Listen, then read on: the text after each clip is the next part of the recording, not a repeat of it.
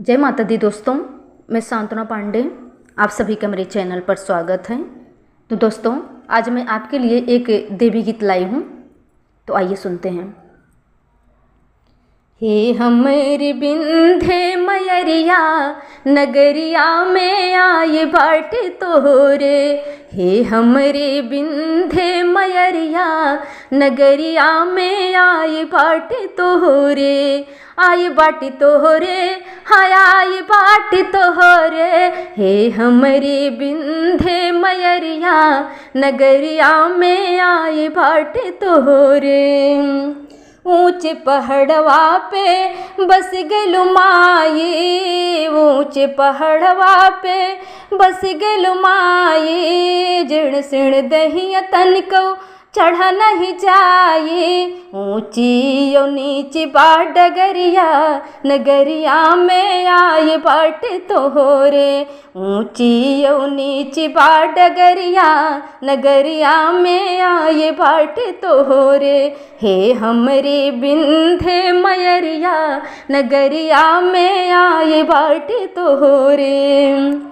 रोरी रक्षा सुपारी पनवा, नरियल फोरी करबा दर्शनवा। रोरी रक्षा सुपारी पनवा, नरियर फोरी करबा दर्शनवा। ललकी चढ़ौबै चुनरिया, नगरिया में आए बाट तोरे। ललकी चढ़ौबै चुनरिया, नगरिया में आए बाट तोरे। हे हमरी बिंधे मयरिया, नगरिया में आए बाट तोरे। चरण शरण करे सुमन से पूजा, है बिंधे देवी तोहरे बिन न दूजा। चरण शरण करे सुमन से पूजा, हे बिंधे देवी तोहरे बिन न दूजा। तोहरी करबै गोहरिया, नगरिया में आए बाट तोरे। तोहरई करबै गोहरिया, नगरिया में आए बाट तोरे।